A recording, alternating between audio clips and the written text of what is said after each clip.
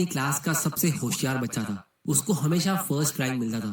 फिर उसने अपने टाउन के सबसे बेस्ट कॉलेज में एडमिशन लिया, जहां वो एक लॉयर बन रहा था, और वहां भी उसे फर्स्ट रैंक मिलता रहा। और इसी तरह उसकी डिग्री भी कंप्लीट हो गई सबसे अच्छे मार्क्स के साथ। फिर उसको बहुत ही आसानी से एक बहुत बढ़िया जॉब भी मिल गई, एक अच्छी कंपनी में, जहां उसको 90,000 पर मंथ की सैलरी मिल रही थी। तो उसके पेरेंट्स भी बहुत खुश थे। वो एक बहुत ही बढ़िया लाइफ जी रहा था। फिर कुछ सालों बाद रमेश ने फैसला किया कि वो एक पॉश एरिया में, अमीर इलाके में एक बड़ा घर खरीदेगा। अब तो उसकी सैलरी और भी बढ़ चुकी थी, तो उसने लोन के लिए अप्लाई किया और उसका लोन फौरन अप्रूव हो गया। और फिर वो अपने नए घर में आके रहने लगा। उसके मॉम डैड भी उसके साथ आके रहने लगे। फिर कुछ टाइम बाद उसकी शादी हो गई और एक बच्चा हुआ, जिसका नाम उसने सनी रखा। तो रमेश की लाइफ एकदम बढ़िया चल रही थी। उसकी वाइफ, उसके पेरेंट्स सभी बहुत खुश थे। लेकिन कुछ टाइम बाद रमेश की लाइफ में खुशियां बढ़ने के बदले कम होने लगी। अब आप सोच रहे होंगे कि ये कैसे हो सकता है। जब कोई आदमी इतना अच्छा जॉब कर रहा हो, उसके पास बढ़िया घर है और एक सेफ जॉब है, तो उसकी लाइफ में क्या प्रॉब्लम आ सकती है। तो प्रॉब्लम ये होती है कि उसकी वाइफ अक्सर उसे कंप्लेन करती रहती है कि उसके पड़ोसी के पास एक लैम्बोर्गिनी है और उसके पास तो मामूली सी मारुति स्विफ्ट है। जब वो अपने बेटे सनी को स्कूल से पिकअप करने के लिए जाती है, तो उसे शर्म आती है कि बाकी लोग लग्जरी कार्स में आते हैं और वो एक मामूली कार में आती है। फिर जब रमेश ने एक न्यू मर्सिडीज कार लोन पे ली, तो उसके कुछ दिनों बाद उसका बेटा सनी कंप्लेन करने लगा कि उसके बेस्ट फ्रेंड टीटू की फैमिली स्विट्जरलैंड घूमकर आई है और वो लोग सिर्फ लोनावाला जाने का प्लान बना रहे हैं। तो शर्म के मारे वो अपनी वेकेशन के फोटोज ऑनलाइन अपलोड भी नहीं कर सकता। अब दोस्तों, रमेश के ऊपर पहले ही घर का और कार का लोन है, तो उसकी फैमिली की ज्यादा डिजायर्स के लिए वो ओवर टाइम करने लगा। लेकिन फिर भी उसकी फैमिली के डिमांड्स खत्म नहीं हुए। एक के बाद एक इन बढ़ती डिमांड्स की वजह से रमेश परेशान हो गया कि आखिर ये हो क्या रहा है। इन लोगों को तो खुश होना चाहिए कि उसकी वाइफ इतने अच्छे घर में रहती है और उसका बेटा इतनी अच्छी स्कूल में पढ़ाई करता है, लेकिन ये तो और सैड होते जा रहे हैं पड़ोसियों को देख देख के। अब पहले ही रमेश की सैलरी से कुछ भी पैसा सेव नहीं हो रहा था और वो जितना भी ओवर टाइम कर सकता था वो पहले ही कर रहा था। मतलब उसने अपनी पूरी कैपेसिटी स्ट्रेच कर दी थी, तो इससे ज्यादा वो और कुछ नहीं कर सकता था। इसलिए फाइनली वो ये सोचता है कि अगर मैं अपने कॉलेज का सबसे होशियार बच्चा होने के बाद भी सबसे अच्छी कंपनी में जॉब करके और ओवर टाइम करके भी ये सब खर्चे नहीं कर पा रहा हूँ, तो ये आस पड़ोस के लोग क्या काम करते होंगे। तो इसको जानने के लिए वो अपने पड़ोसियों से फ्रेंडशिप करता है और पता लगाने की कोशिश करता है कि ये लोग इतनी सारी लग्जरीज अफोर्ड कैसे कर सकते हैं। और तब उसे पता चलता है कि उसके पड़ोसियों की सैलरी तो उससे भी कम है, लेकिन उनके पास कुछ ऐसे एसेट्स होते हैं जो उनके लिए काम कर रहे होते हैं और उनको इनकम कमा के देते हैं। मतलब उनके पास मल्टीपल सोर्सेज ऑफ इनकम होते हैं, वो सिर्फ सैलरी के भरोसे नहीं रहते। तो जब वो स्विट्जरलैंड में या दुनिया भर में घूमते रहते हैं, तो वो एसेट्स उनके लिए काम कर रहे होते हैं, जिससे उनको कंटिन्यूस इनकम मिलती रहती है। और यहाँ पे रमेश को एक बहुत बड़ा शौक मिलता है। अभी तक तो रमेश को यही लगता था कि आप जॉब करके ही पैसा कमा सकते हो। स्कूल और कॉलेज में तो उसको यही सिखाया गया था। लेकिन यहाँ पे रमेश एक पूरी नई दुनिया देखता है कि रिच लोग किस तरह अपने पैसे कमाते और उसे मैनेज करते और मिडिल क्लास लोग कहाँ गलती करते। अब दोस्तों, रमेश के पास भी थोड़ा बहुत कैश था, लेकिन वो उसे ऐसे ही अपने बैंक अकाउंट में रखता था और उसे लगता था कि वो 6-7% के इंटरेस्ट से अमीर बन जाएगा। लेकिन अमीर लोगों से अब फ्रेंडशिप करके उसे पता चला कि 5 ऐसे एसेट्स होते हैं जो बैंक के मुकाबले, यानी कि कैश के मुकाबले बहुत ज्यादा रिटर्न देते और वही आपको फाइनेंशियल फ्रीडम दिलाते।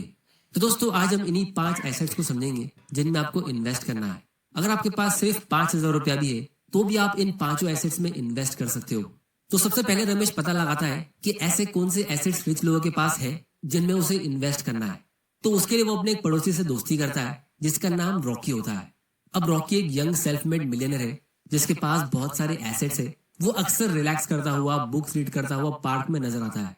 तो रमेश रॉकी से पूछता है कि उसे भी एसेट्स बिल्ड करने हैं और फाइनेंशियल फ्रीडम अचीव करना है, ताकि वो भी वैकेशन एंजॉय करता रहे और उसकी इनकम चालू रहे।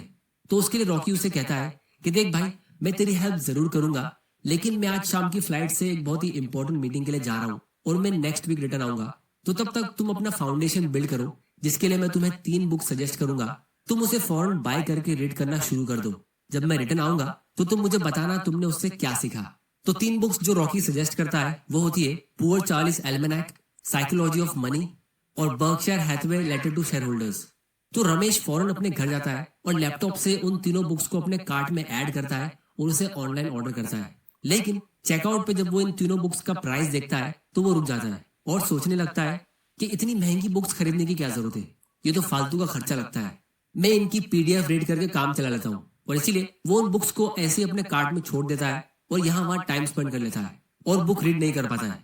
फिर जब पूरा हफ्ता खत्म हो जाने के बाद रॉकी उसे वापस पार्क में मिलता है तो वो उससे पूछता है कि रमेश बताओ तुमने उन बुक से क्या सीखा। तो रमेश के पास इसका कोई आंसर नहीं होता है क्योंकि उसने वो बुक्स रीड नहीं की थी। तो वो कहता है कि वो उन्हें ऑर्डर करना भूल गया। तो रॉकी उसका झूठ फौरन पकड़ लेता है क्योंकि उसको याद है कि जब उसने उन बुक्स के नाम उसको बताए थे तो रमेश कितना एक्साइटेड हो रहा था उन्हें रीड करने के लिए और अमीर लोगों के सीक्रेट जानने के लिए। तो वो भूल जाएगा, ऐसा हो नहीं सकता। तो फिर रॉकी उससे कहता है कि कल इंडिया और ऑस्ट्रेलिया का मैच है, एक काम करो आप इंडिया पे 10,000 रुपीज की बेट लगाओ। और तब रमेश फौरन उसके लिए अग्री कर लेता है और पैसे निकालने के लिए रेडी हो जाता है। तब रॉकी उसे एक्सप्लेन करता है कि यही मिडिल क्लास की सबसे बड़ी प्रॉब्लम होती है। आप उनको 10,000 की क्रिकेट मैच पे बैटिंग करने को कहो और वो खुशी खुशी करेंगे, लेकिन आप उन्हें वही पैसा अपने आप पर बैट करने को कहो, मतलब अपने आप पर इन्वेस्ट करने को, तो लोग उसके लिए 10 बार सोचेंगे और बाद में कुछ भी नहीं करेंगे। तो रमेश को रियलाइज हुआ कि वो क्या गलती कर रहा था, उसका माइंडसेट ही गलत था। फिर रॉकी कहता है कि देख, जब मैं कोई बुक खरीदता हूँ तो मैं उसके प्राइस टैग की तरफ बिल्कुल भी नहीं देखता हूँ। दूसरी किसी भी चीज की शॉपिंग करते हुए मैं जरूर 2 बार सोचता हूँ, लेकिन सेल्फ एजुकेशन में जैसे बुक्स और कोर्सेज के मामले में मैं बिल्कुल भी नहीं सोचता हूँ, क्योंकि ये बुक्स और कोर्सेज इन्वेस्टमेंट होते हैं, एक्सपेंस नहीं, और आपकी लाइफ के सबसे अच्छे इन्वेस्टमेंट। क्योंकि मैं भी एक मिडिल क्लास फैमिली से आया हूँ और अगर मैं इन बुक्स और कोर्सेज में इन्वेस्ट नहीं करता तो मैं भी वही करता जो मेरे पेरेंट्स, सोसाइटी के लोग और मेरे दोस्त करते हैं, जो है कोई मामूली सा जॉब और हमेशा रैट रेस में फंसा रहता और हमेशा दूसरों को ब्लेम करता अपनी प्रॉब्लम के लिए। और अगर मैं अपनी लाइफ के सारे इन्वेस्टमेंट्स को एनालाइज करूं तो मैंने अपनी लाइफ टाइम में बुक्स और कोर्सेज में 1 लाख रुपए से भी कम का इन्वेस्टमेंट किया होगा, लेकिन आज उनकी वजह से मेरे पास करोड़ों के एसेट्स हैं। तो दोस्तों, ये था सबसे पहला एसेट जो कैश से अच्छा है। अगर आपके पास आपके वॉलेट में या बैंक अकाउंट में 5 या 10,000 रुपए ऐसे रखे जिसकी आपको जरूरत नहीं है, तो आपको उसे अपने माइंडसेट पे इन्वेस्ट करना चाहिए, क्योंकि investment in education page the highest dividend. फिर